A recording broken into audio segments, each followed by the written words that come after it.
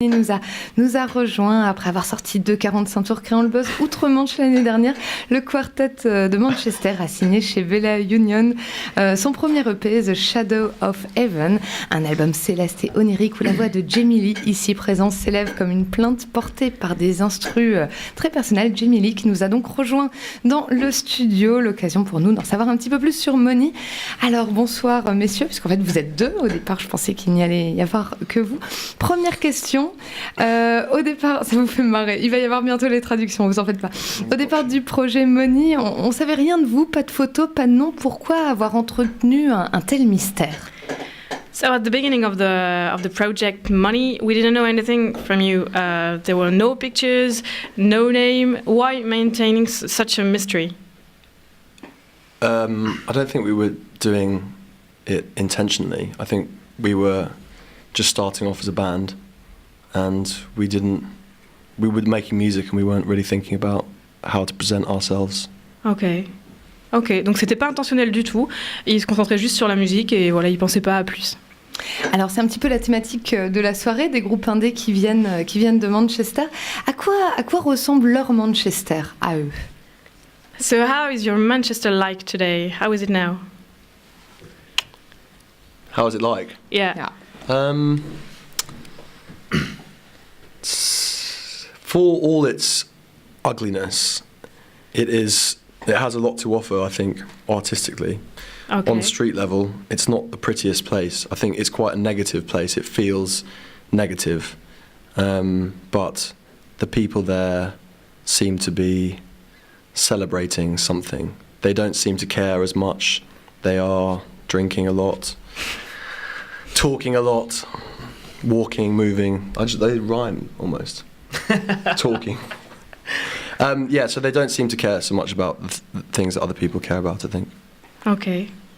Thank you very much. Yeah. Alors en fait, même si pour eux Manchester c'est une ville qui est assez moche, qui a un esprit assez négatif. Ils ont l'impression qu'elle a énormément à offrir, cette ville. On a l'impression que les gens là-bas célèbrent quelque chose. Ils s'en fichent de ce qu'on peut penser. Ils parlent beaucoup, ils boivent beaucoup. Voilà, c'est vraiment une ville remuante. Ils célèbrent quoi? Parce que c'est vrai qu'est-ce qui reste finalement de la mythologie de Manchester, plutôt celle de la fin des années 70 et surtout des années 80? So what do you think people in Manchester are celebrating? What's left of the Manchester from the 80s? Nothing. Nothing? No. It's the same city. I think they are feeding off the same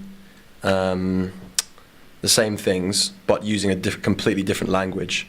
The artists there are feeding on the melancholy, the kind of working class, drinking, pub, fast way of talking, fast way of thinking.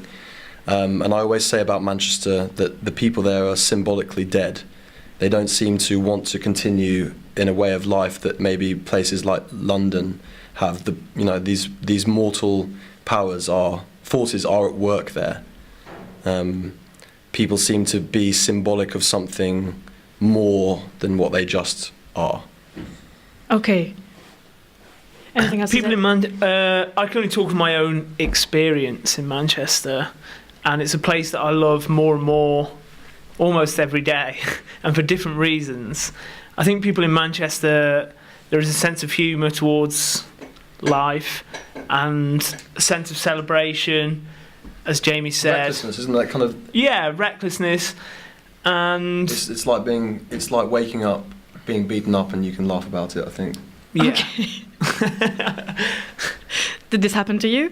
No. And to you, Scott? Well. Not yet? Or? No, I think the place is just seems to have a boundless enthusiasm for itself.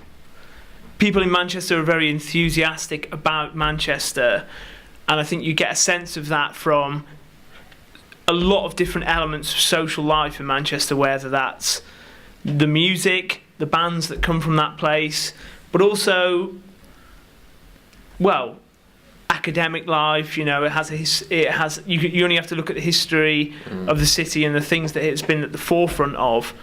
The football clubs in the city, you know, people have this enthusiasm for the place and for Okay. their friends and family that live there, and I think that that's what makes it such an exciting place to be. Ok. Thank you very much. Alors, pour Jamie, c'est la même ville que dans les années 80, il n'y a pas grand-chose qui a changé. Il y a un langage différent, mais il y a toujours une mélancolie. On a toujours ce parler rapide, ce phraser rapide, cette pensée aussi. Mais pour Jamie, la plupart des gens là-bas, on a l'impression qu'ils sont un peu enfermés et que ils veulent sembler un peu, ils sont un peu morts. Par contre, pour Scott, on a l'impression, Scott nous dit que pour lui, c'est une place, c'est un endroit qu'il apprécie de plus en plus. Il y a ce sens de l'humour, ce sens de l'humour concernant sur la vie. Il y a un enthousiasme réel des gens de Manchester pour leur ville, pour leur club de foot, pour les groupes qui sont là-bas. Il y a un peu... donc, par exemple, il nous donne une anecdote, c'est comme si à Manchester on a l'impression que c'est comme si on se réveillait après s'être battu la veille, après avoir reçu des coups de poing et qu'on en rigole en fait. On rigole un peu de sa condition et voilà. Thank you. Thank you. Jamie, vous écrivez de la poésie. Il y a un texte que j'ai retrouvé plusieurs fois sur votre Tumblr, sur les vidéos que vous avez postées sur YouTube. Je commence, je vais peut-être pas la finir. Tu veux que je... Mais oui, ou alors, peut-être déjà demander si c'est bien un poème de lui. We found poetry on your YouTube page. Is this yours poetry? Is this your poetry? Some of it is. Each tear a row of stars. Yes. Each pain a sun. Yes. C'est de vous. Yeah. Et c'est de la poésie. C'est un poème que vous avez écrit. So you wrote this? Yes. Okay. On écrit encore de la poésie alors en 2014 à Manchester. Do you think people in Manchester still write poetry? Or are you the only one? I'm the only one. Okay. Et alors, qu'est-ce qu'il raconte ce poème? Bon, allez, je me lance. Each tear a row of stars, each pain a sun that tighten air, and the light that knows not light itself, that knows but mass, and by total force does it up the events to feel its meaning sight and dainty sum made of mind sacks that never die, of suns that are always weeping. Alors qu'est-ce que ça raconte et pourquoi poster ça un petit peu partout aux quatre coins de la toile? So why did you choose to post this poem on your YouTube page? Why? And what does it tell? I don't know. I don't like being serious, you might have noticed. Yeah, I noticed. And this is a serious conversation. But I don't know why. I just thought that bands weren't. A lot of bands were only showing two aspects of themselves in public, and that was normally a couple of visual things and then the music, and that's not as far as people's interests go. Okay. So that was something that I was interested in, so that was why I wasn't. So I don't think I understood you well, but I don't think I explained myself well. So you put this poetry on YouTube. What's the reason of this?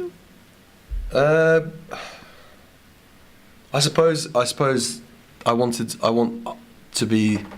like songwriters that are considered writers primarily. Okay. And so you want to be considered a writer and a poet?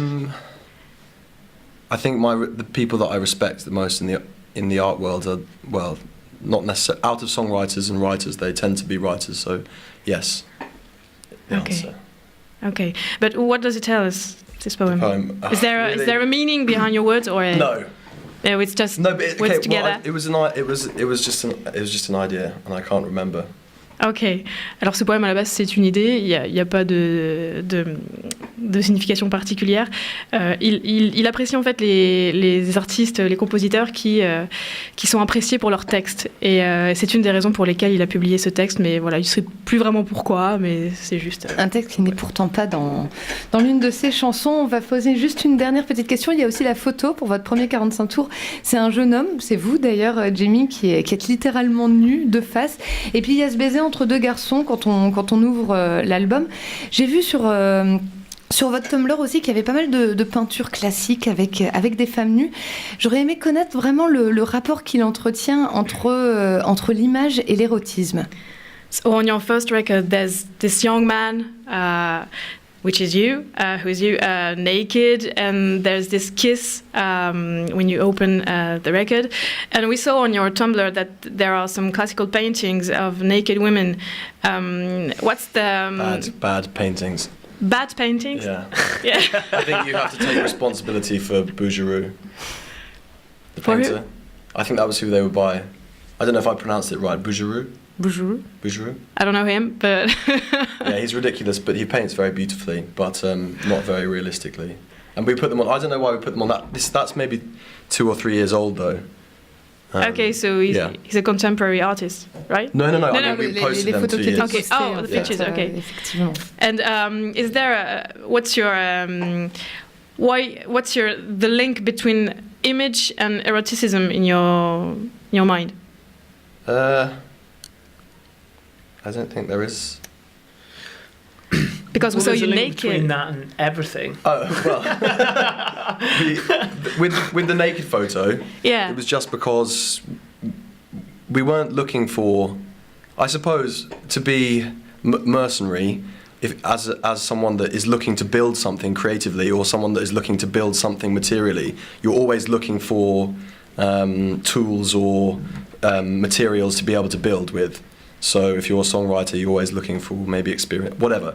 So, but we happened to have this photo from a party where I was having a good time, and that photo came out of it, and we just thought that it was honest because it was like saying, "This is what I am," I've got nothing to be proud of. Okay. So that felt honest. Okay. And I was trying to be unafraid, maybe. Ok, thank you very much.